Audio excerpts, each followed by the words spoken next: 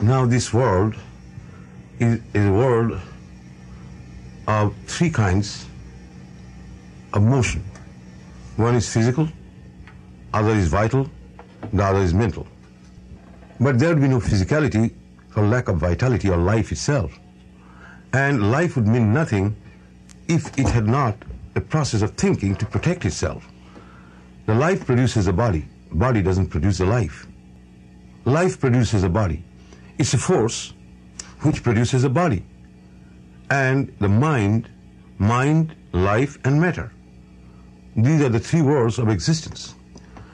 The material world has become ignorant by learning so-called science called physics, chemistry, and mathematics.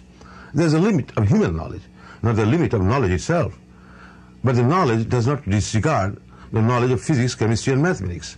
But physics, chemistry, and mathematics disregard all other forms of knowledge, that is divinity or existence of God, as a myth, that is, as false, because it has brought onto this planet miraculous activities of physical movement and physical hearing through various aids of mechanism and electronics.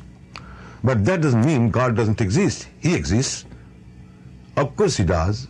And I'm in communication with him 24 hours a day. And he's so beautiful, but he has no body. But he can assume bodies. Not one body, but many, many bodies. And through many bodies, he feels himself. And all bodies who feel God, feels God in themselves. Unless you become divine and feel divinity, you won't be able to understand if another person speaks about divinity and experience of divine existence on this planet. One is one who sees himself around him as an environment. You can change yourself very easily. Why try to change others? Let others do what they are doing. But if one asks, if somebody comes with a gun and wants to kill you or rob your things, what you'll do?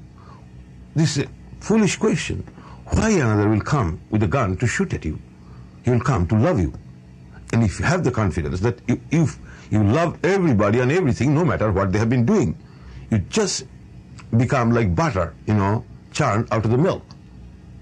When you are butter, you can be placed in water without contamination with water or becoming soluble in water.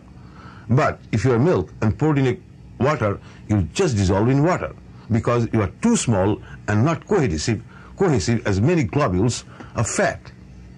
So human feelings are like that. They cohere. There is the natural tendency to cohere with each other in feelings, not to hate each other in feelings. This hatred separates, individuals as droplets of fat in milk, which can become dissolved and lost in water. But if the milk is churned and you become butter, then many droplets of butter can cohere together and become a single lump in feelings. Analogy is necessary, for physical sensations to understand, because they have been learning through analogies. Because what bodies are around this world is nothing but the symbol of a faculty to imagine. That symbol is the cosmos, not the planet. Planet is just like a speck of mud and water, flying through this immense, appalling immensity of cosmic existence. Had there been no God, there would be no sun or moon or the cosmicity. God is in everybody. Even in a murderer, there is God. Even the murdered is a God. But neither the murdered or the murderer thinks of God for a moment. From birth to death, nobody has any time to think about God. If everybody thinks about God sincerely, without desire, God give me this, God give me that, and when God gives you, you ask God for a son, right? Because you had no children. You ask God for a son and you get a son. Then after that, you forget God because you have got the son. But the son, your son, is your God. If you see God in him, you can see God in yourself. Now, big oratory is to mass the people and make them move according to the desire of the orator. But here, I have no desire. I'm the orator, right? And you are the hearer. And I'm talking to you, not asking you to do anything or not asking you not to do anything. I'm asking you to feel God in yourselves. And believe in God. Without God, nobody can save the humanity. God is going to save the humanity. Americans have started it. I'm grateful for their movement towards divinity. Thank you very much for listening.